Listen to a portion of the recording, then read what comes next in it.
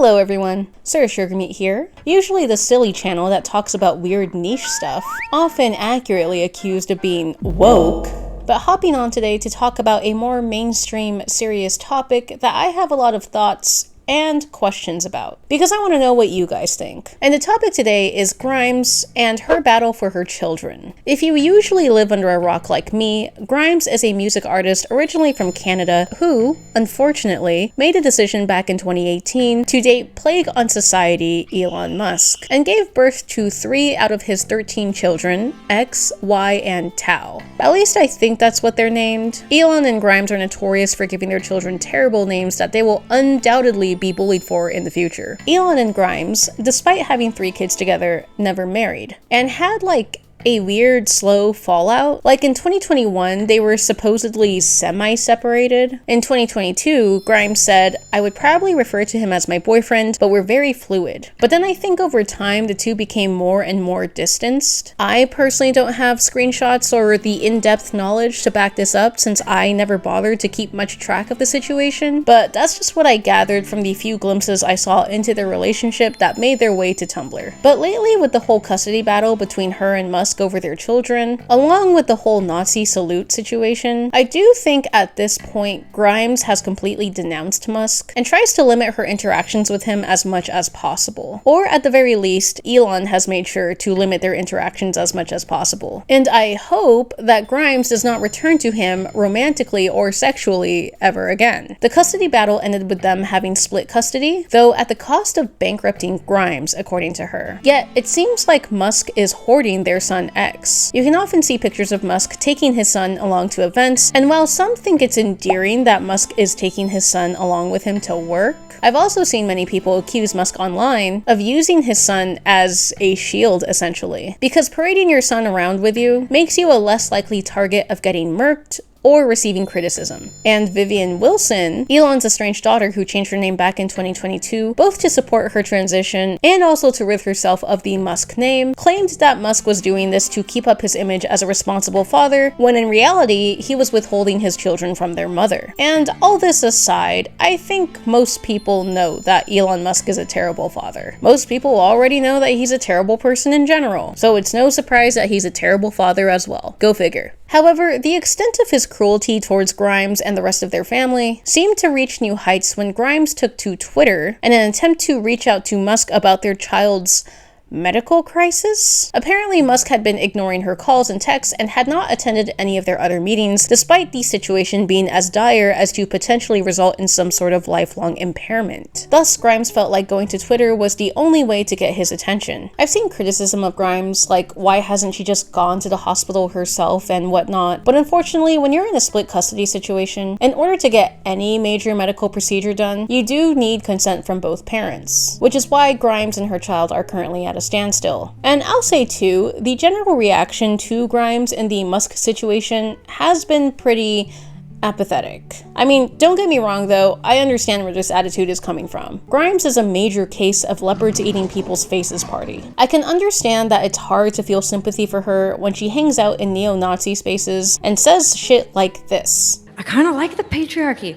What'd you like about it? I like the supply chain, food, Uber, roads, civilization. Girl, what in the fuck are you talking about? And the criticism against her for these things are completely justified. Yes, I do acknowledge that she is straight up racist for positively interacting with neo-Nazi content. And many of the statements she's made over the years are infuriatingly red-pilled. However, this does not change the fact that Grimes is locked in an emotionally abusive relationship, in a losing power struggle against a billionaire, a man who bankrupted her with his infinite wealth while she was just trying to get access to her children so that way she can, actually mother them. It's difficult to know how to feel because yes, there are so many resources out there explaining why people like Musk are not the best people to associate yourself with, but at the same time, if we flat out say that we shouldn't feel sympathy for her because she knew what she was getting into, is that not the same mentality used in victim blaming? How is that different from telling an SA victim that they are at fault because they didn't keep better watch of their drink when they knew that the probability of getting roofied at a party was relatively high? And no, I'm not saying that those two situations situations are exactly equivalent, because I do understand that silently supporting people who promote harmful ideology, like how Grimes does, has a more harmful effect on society and encourages such ideology to continue existing, whereas the latter example I had of the SA victim at a party would most likely only affect the SA victim. But I think if we want to make any real progress on supporting victims, we do have to start recognizing the validity of imperfect victims like Grimes. Like, yeah, I agree. Grimes makes stupid decisions and does not seem like the smartest person in the world. But that's like literally everyone at some point or another. Maybe not to Grimes's degree, but each of us will find ourselves to be an imperfect victim that did something wrong, but also had wrong done unto them. And all that means is that there are reparations to be made on both sides, the degree to which reflected upon the degree of the wrongdoing. And I think if we want to make more progress as a society, we have to start approaching these situations with more nuance. For another example, I glazed the hell out of Kendrick Lamar. I have the utmost respect for him, and I love the political messaging in his music. But I also have to acknowledge that Kendrick is part of a genre that is deeply rooted in misogyny. And I also have to acknowledge the fact that he made the very controversial decision to collaborate with convicted rapist Kodak Black. I understood the decision in the context of the album, an album centered around the themes of healing and forgiveness of past sins, but I still remain critical of that decision to this day and wish that Kendrick hadn't done that. Consequently, I accept when people point out this flaw, and I definitely do not view Kendrick as any sort of feminist hero, even if he did celebrate my stretch marks. I know that was specifically directed towards black women, but I am lumping myself in with stretch mark gang.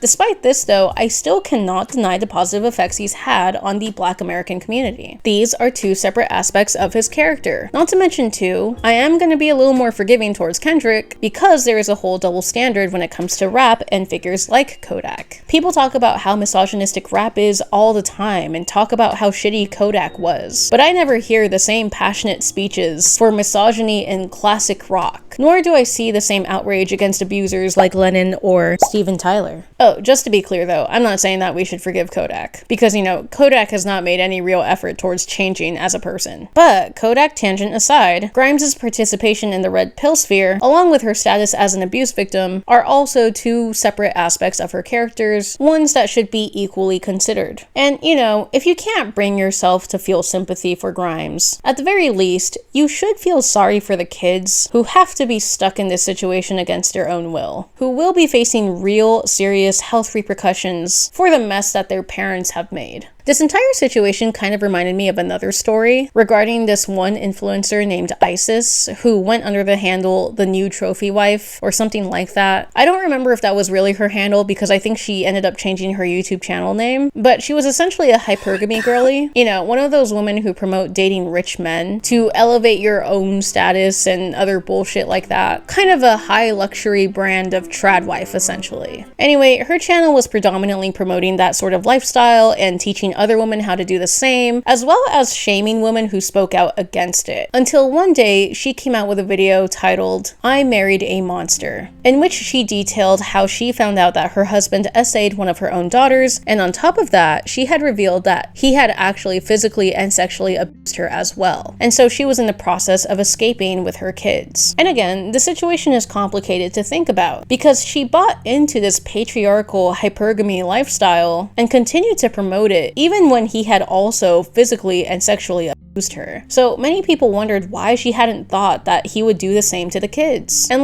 my question is, does she really deserve as much blame as she is receiving though? On one hand, one could easily blame you for not thinking harder about the safety of your children and the potential danger you're putting them in by staying with a person who has hurt you in the past. But on the other hand, you feel so powerless in an abusive situation, and it alters your brain chemistry, Many abuse victims feel like they can't leave, whether they are monetarily, physically, or mentally unable to do so, or somehow feel like they deserve the abuse. I don't know what her exact situation was. I did watch her video when she first posted it. It is deleted now, but you could probably find it somewhere floating on the internet. And it seemed more like she thought that that sort of behavior would only be directed towards her, especially since she had already talked about her own experience as a childhood SA victim with her husband. So she thought that he wouldn't target the kids out of respect for that. But of course, the reality is that he didn't respect her. I mean, otherwise he wouldn't have abused her. And the other reality is that people who buy into that bioessentialist gender role narrative are more prone to rationalizing that sort of abuse, because that is the man of the household exercising his rights as the man of the household. But I mean, all that aside, when it really comes down to it, the real monsters in this situation are the men who hurt everyone in the first place, are they not? Again, not saying that people shouldn't be critical of ISIS for promoting that toxic hypergamy lifestyle, but also again, I think it's still important to recognize when someone is a victim of abuse, even if we don't like the other parts of them. All in all, I guess what I'm trying to say is that I would like us to validate the struggles of imperfect victims more often, especially if we claim to align ourselves with more feminist leftist ideology. And I understand that not everyone is going to naturally feel sympathy towards these more controversial figures, but the important part is to be aware of our own biases and to try to overcome them and be better. Right? Anyway, y'all, what do you think? Did you hear about either of these situations? What were your reactions? I admit that I don't have as extensive background knowledge of either of these situations as some folks may have, and I'm definitely not as articulate as actual video essayists. This is just a reaction to the various criticisms I've been seeing online. So let me know if you have an even more nuanced view with added context, or if you think I'm being too idealistic. Let me know your thoughts in the comments below, and I'll see you in my next video that will most likely not be as serious as this one. Okay, bye.